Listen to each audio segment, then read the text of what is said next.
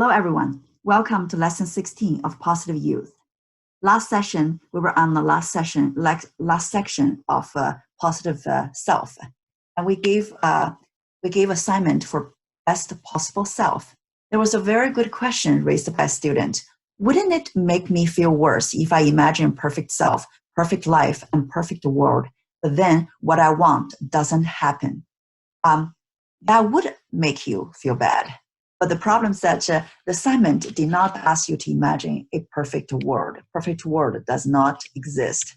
So the intention for this assignment is for you to imagine your best self in 1, 5, or 10 years, to visualize a future for which everything had turned out the way you wanted, and then consider what that would look at.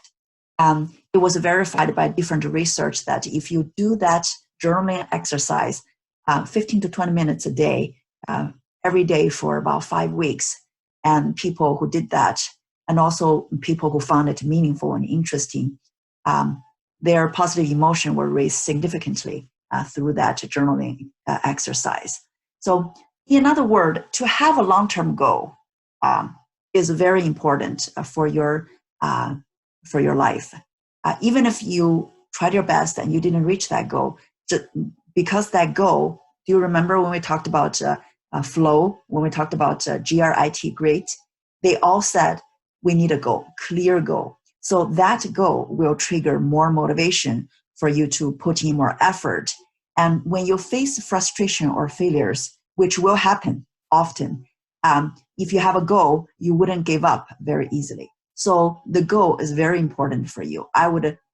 Even though we change our perception for the future often, especially for young people, like college students in America, 60% of them switch a major in college, and 50% of college graduate do not do a job that related to what they studied in college. Those are possible because we're still finding ourselves. But I still strongly recommend you to set up a goal. Imagine your best possible future. You may change that, but if you have a goal, it will help you to persist longer and help you to really try your best in a lot of the daily tasks that you do. Just to have a long-term goal or best self vision doesn't mean that you just sit there and wait until things happen. No. So we talked about with the long-term goal, also need to have a mid-range goal and also a daily goal. Plus, right after that, last session, we talked about resilience. One student asked me to talk more about resilience because we didn't have time to go in more detail. I apologize if I don't have the full information for each topic because our class is only a free mini class. So this resilience alone is my 2-hour seminar. So, but I do want to share with you that there are things that was repeated in other sections too. For example, take good care of yourself.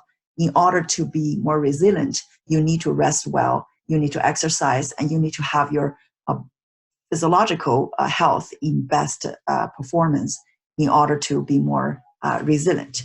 Plus, you maintain a positive outlook, which is very similar to our growth mindset. When you can look at things like what we talk about, ABCDE model, when you can look at the frustrations or failures or disappointments in a more positive light, when you can dispute with yourself with real evidence, and then you will have a positive outlook that will help you to be more resilient. Plus, you have social support. You have encouraging, supportive parents and family members and friends that will help you to be more resilient too. Instead of people hating on you, and whenever bad things happen, they look that into the personal, pervasive, or permanent way. Like, oh, you'll never be good at math, things like that. So that's the opposite side of social support. So if you're surrounded with people who are more resilient, you're going to observe and you pick up on that as well. Active problem solving. When you see a problem, you try different ways, and even if you failed in the first few ways, and you always believe, you always have the hope that you can find the best solution. So active problem solving will give you the sense of control too, to help you to face the challenge with more confidence. The last thing that supports resilience is meaning and purpose. It's also one of our dimensions for happiness. So we're moving on to the last dimension for happiness, meaning. So the first lesson for under meaning is pleasure versus altruism. Altruism is you do things for others to benefit others. Pleasure mainly is to benefit yourself. So one of the founders for positive psychology is Dr. Christopher Peterson. I love his books. And once people ask him just to summarize positive psychology in a few words, and he said, other people matter. So why positive psychology can be summarized with other people matter? Dr. Seligman, in his classic book, Authentic Happiness, pointed out, back in 2002, pointed out that there are 3 different levels of happiness in life. One is pleasant life, which means the pleasant life, you have lots of positive emotions triggered by things that are pleasing to yourself. For example, if you like movies, you're a member of the movie theater. You have access to great movies, every week, and that will bring you a pleasant life. The second level is a good life. That means you have the chance to use your strength, your signature strength, to do things to fully develop your potential. For example, you love math, and then you had a chance to advance your degrees in math and later on find a job as a math professor in a college. You had a chance to do math and teach math, and that would be a very good life because you love math, and that truly develop your full potential and bring you very engaging activities throughout the day, and that bring you the joy and the sense of accomplishment, and those will make that a very good life. But Dr. Seligman pointed out that even if you develop your full potential, have a rising career and successful life, and most people, once they reach that stage, they found out that there's still something empty in their heart. It's still not the highest level of happiness. He pointed out that it's only when you combine your development of potentials with some course higher than yourself, and when you're working not for your own fulfillment, but also for some other more holy cause, and then that's when you reach the meaningful life. You find that you're not just working for your own benefit; you're working towards to benefit others. So they did a lot of research for both young people and adults. For example, they did research for the super rich, and they found out that more than half of the people realized that money does not correlate with happiness. Like the more money you have, the happier you are. So the income and happiness does have a positive correlation up to a point. They have a turning point. For example, out of the whole world, if your annual income, average on the whole world, average income, if it's above $3,000, which means you have enough to eat in most part of the world, $3,000 is enough to buy your basic needs for life. And then the more money you have above that turning point doesn't correlate with happiness anymore. For the Bay Area, Silicon Valley has much higher living cost. So here it's not $3,000, it's more like $80,000. So once your annual income is $80,000, which means you have enough to rent a place and have enough food. And then that's the turning point. The more money beyond that does not correlate with happiness anymore. But there's one exception. It's not how much money you own, but how you spend the money. For people who has a pro-social spending, the pro-social spending, which means you don't spend money on yourself, you spend money on other people to benefit others. So if you have, people have more pro-social spending, use money to benefit others, their happiness does correlates with with the amount of money that they own, because they don't spend it on themselves. They spend it to benefit others. They also did research for young people, and they found out that children as young as 23-month-old toddlers, if they gave food to other people and see how happy the others are, that kind of the level of joy is higher than if they eat the same food themselves. They did research for children 3 to 6 year old. They found out that if they had a chance to help others, that bring them more joy. So on and so forth. Many research shows that that's why Dr. Peterson said other people matter, because when we do things for others, the kind of happiness that we receive is actually stronger and lasts longer.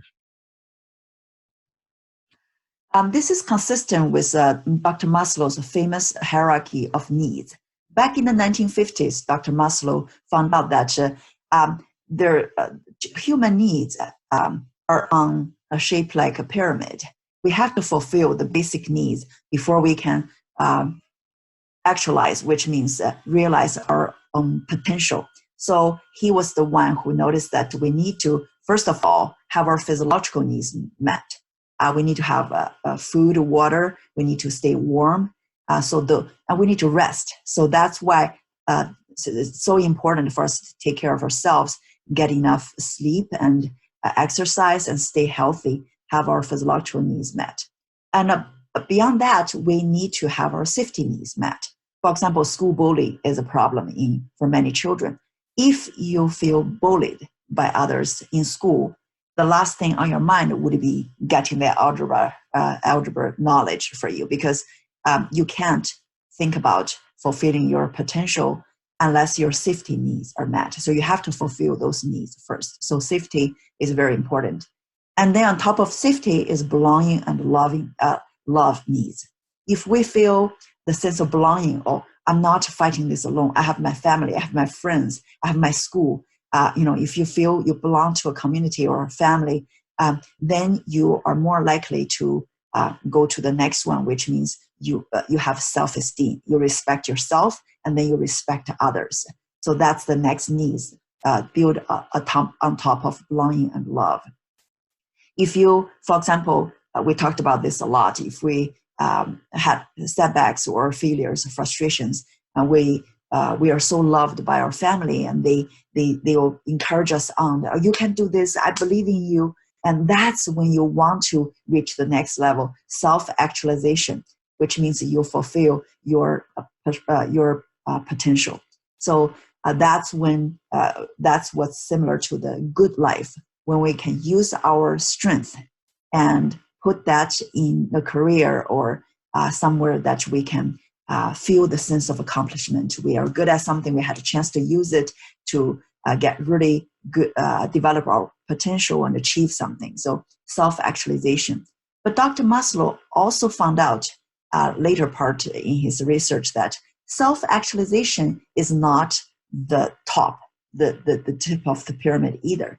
He found out that once we develop our full potential, we may still not be happy with who we are or achieve that true happiness. It's the self-transcendence, which means we combine our what we do with meaning and a purpose that benefit others to make the world a better place. So once we reach that place, that's really the highest, bring us the highest level of happiness and fulfillment and satisfaction for your life. This is why every single high school has the requirement of a community service, because we want you to combine what you're good at or your ability and skills with something that the community needs, so that you can see their value behind your learning. So in our high school is a 40 hours community service. For some Asian parents who did not grow up in America, they may not understand the thing that the community service is a chore. No, actually learning is so diverse. This community service may be more important than the book knowledge, because this is an opportunity for you to combine what you're good at and with what others need. And you can see your value through it. Like my son's a ninth grader, and he does different kinds of community service. He loves science bowls. That's why he coaches the elementary school science bowl team. He loves chess. He volunteers at Webel Chess. And he loves reading and writing. He volunteers in his old elementary school and to help the elementary school students who struggles with learning. So all these activities that put our strength towards something that the others need will bring us very strong sense of joy and accomplishment. Plus, that will help you to see the value for learning. And when you feel frustrated in learning, you may think about those experiences and know that, well, I'm not learning just for my own benefit. I'm learning this so one day that I can return to the society what I have received. So those are so please rethink the community service and see the value behind it, because it's really a first-handed experience for you to experience the meaning and the purpose. On the right, the picture are the items that collected through our neighborhood to be donated to local hospitals right now. In this crisis, public health crisis, there's so much that we can do. I had to share with you in the past sessions the 3D mask that somebody printed from their own 3D printer. Those are putting knowledge into good use to benefit the community. That'll give you the strongest motivation behind your learning. If you want to help out in this situation, you can donate to a community fundraiser to buy more masks or medical supplies for the local hospital. Or you can even write a thank you letter to the local hospital or even the supermarket cashiers. I really appreciate them staying open so that we can still get food. I mean, we can work from home, but our supermarket cashiers or firefighters, and they still have to go to work. They still have to expose themselves to possible risk for their own health. And so I really appreciate that. So there's so many things we can do in this public health crisis to show our gratitude. So you're combining different things together to really indirectly raise your own positive emotion. For today's assignment, I want you to do experiment, pleasure versus altruism. So I want you to first engage in one pleasurable activity for yourself. So something benefits yourself. If you have your favorite ice cream, eat it. Or favorite movie, watch it. So make yourself bring pleasure to yourself. The other one is to do one kind activity for others, to benefit others. You can help your siblings with their math, or you can help your neighbor to walk her dog, or you can write a thank you letter, or even cook dinner for your family. Like normally it's cooked by your mother. Now you have more time. Maybe you can offer, I'll cook a simple dinner. I will follow recipe so that mom, you can rest more. So do one kind of thing for your family or for your community. You can donate your own money that you get for Chinese New Year to the local fundraiser, like I mentioned. Anything that benefits others. And then I want you to compare those two experiences and summarize them in a short report just to see which one gave you lasting positive emotions. Over the past 3 years, for my adult students, they all loved this activity. This is one of my most loved assignments, and I hope you learn something new from it as well. Thank you again for following through our mini class. Tomorrow, we're going to continue to talk about meaning. I'll see you tomorrow.